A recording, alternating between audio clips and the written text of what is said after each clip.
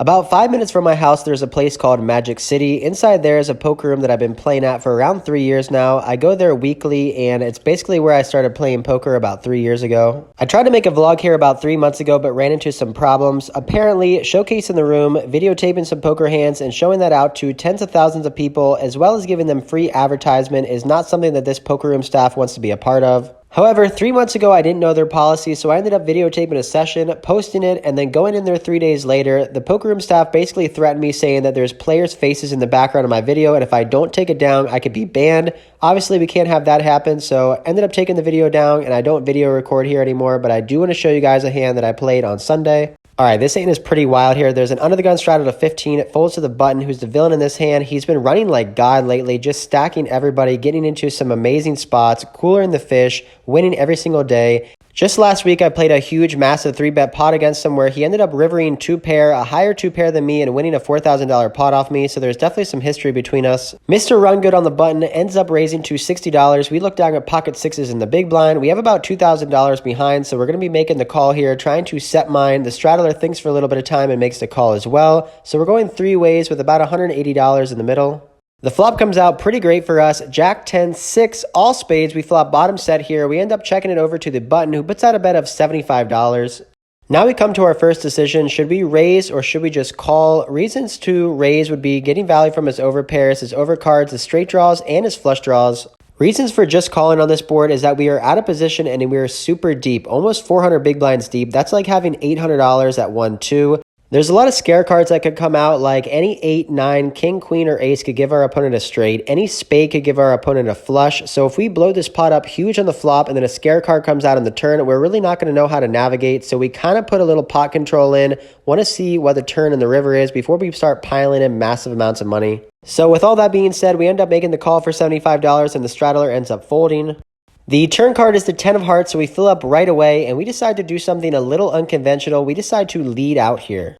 When this middle card pairs here, I don't think my opponent's going to continue betting with his hands like ace, queen, ace, king, king, queen, pocket 8s or pocket 9s, and he might even pot control with jack. However, he would definitely be calling a bet with all those hands that I mentioned, and we don't want to get this turn checked through, so we lead out for $225. My opponent thinks for about 20 seconds and makes the call.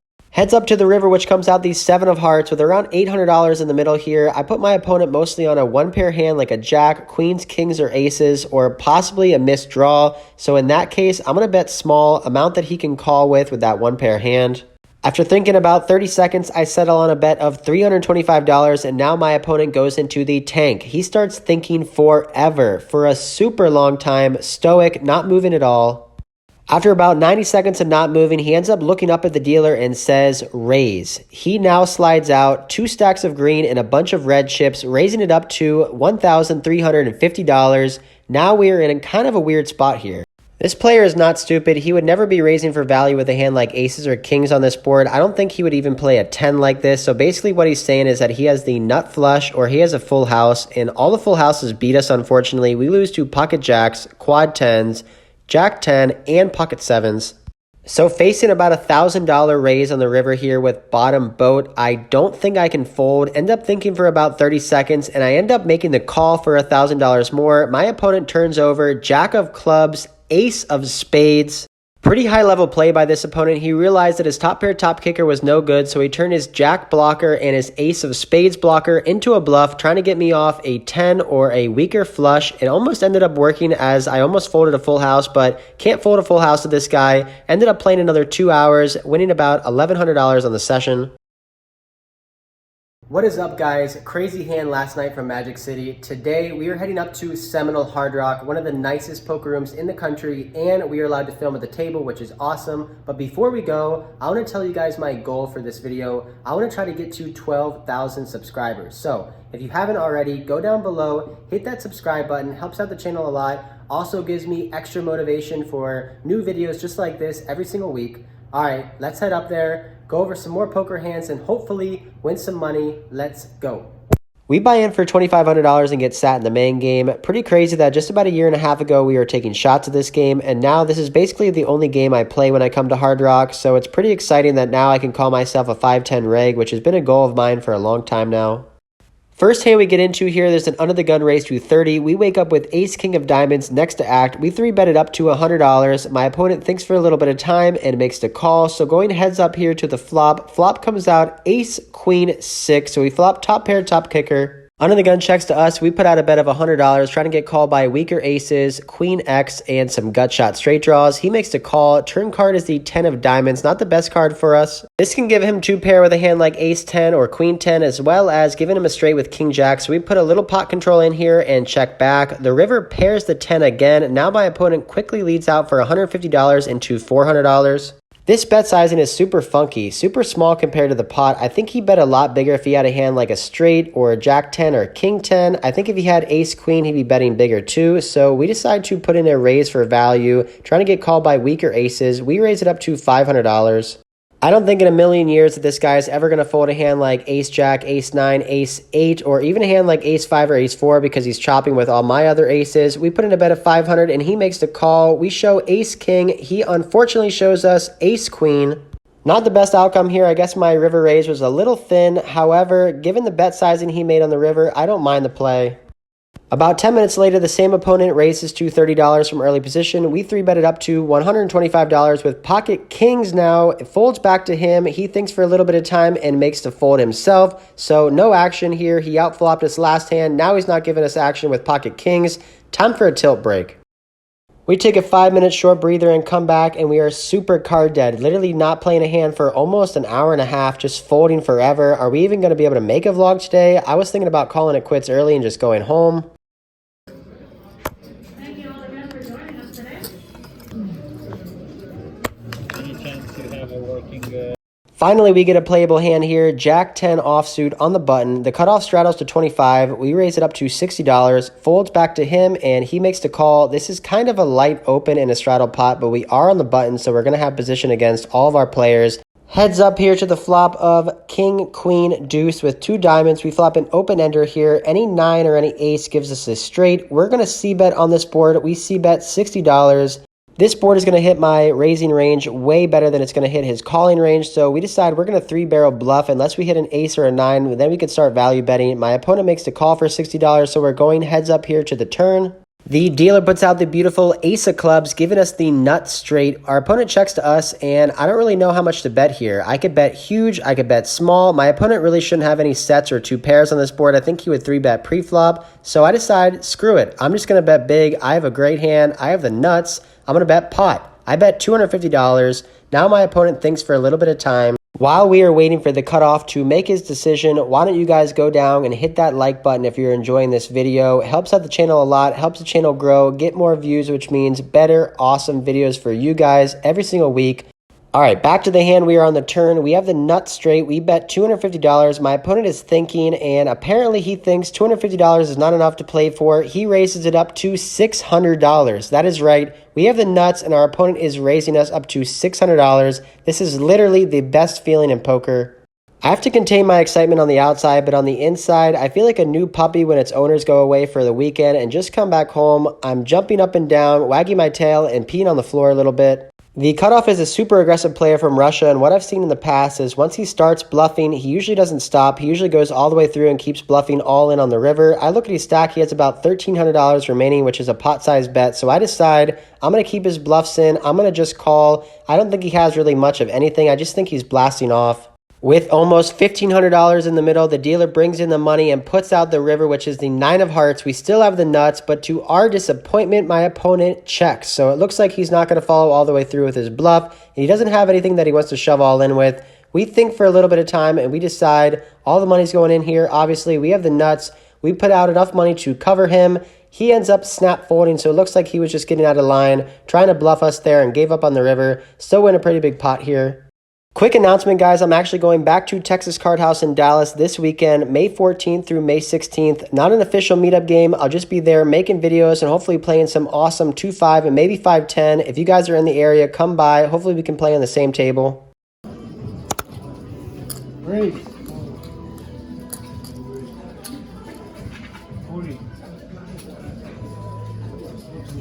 All right, back to the action here. Same player from last hand opens in the cutoff to $40. He's steaming, a little bit tilted. We 3-betted up to $150 on the button with Jack 10 offsuit. He thinks for not even 10 seconds and puts in the call for $150. So going heads up here to the flop.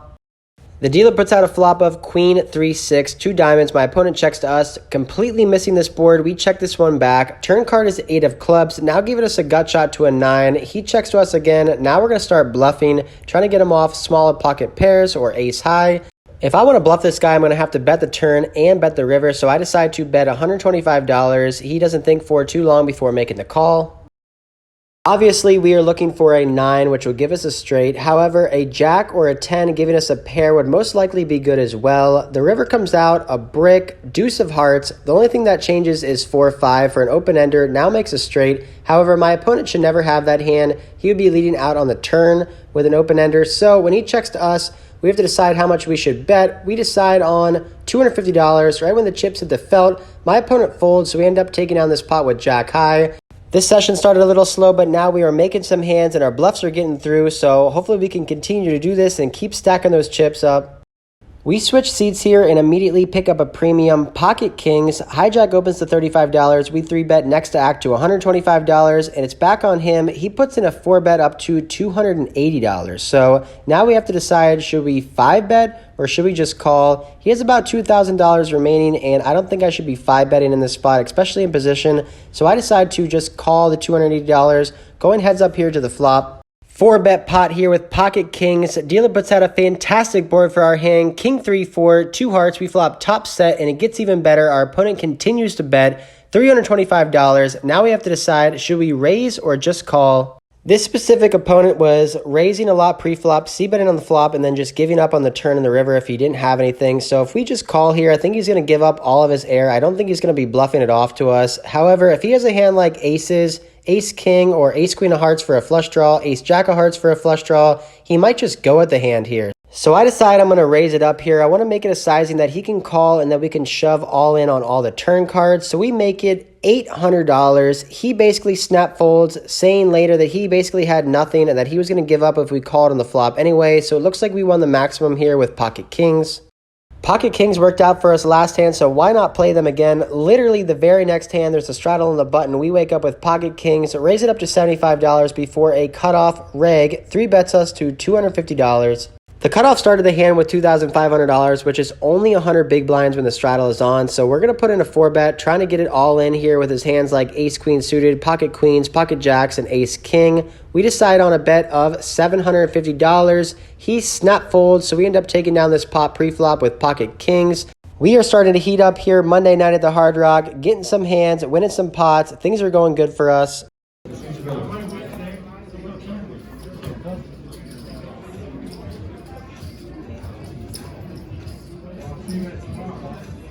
Last hand of the night here, a pretty tight player in middle position raises to 35. We have pocket 10s on the button. We 3-bet it up to $125, looking to go heads up in position against this player. Folds back to him, and he makes a call for $125.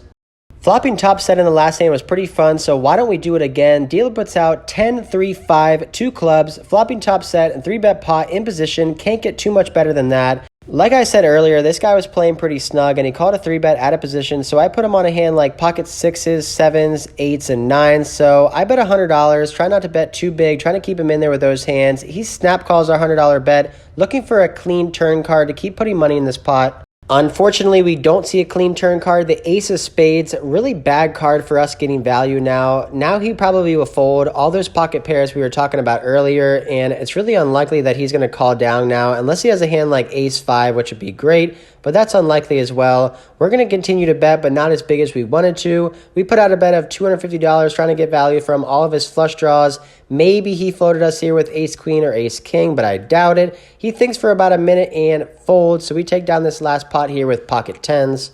We play for another hour. Nothing really big happens. Lose a couple small pots before racking up and booking the win.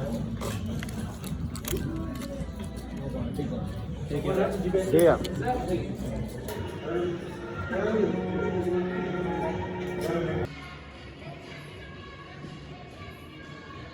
All right, that is what I'm talking about. Finally a winning vlog for us. Last vlog we lost about $2,500. Today started off pretty bad, getting ace king versus ace queen, down about $800 to start off, and then we were just folding for what seemed like hours, just getting such trash hands. Like literally every jack X in the book we folded for about 2 hours straight, but we stayed patient.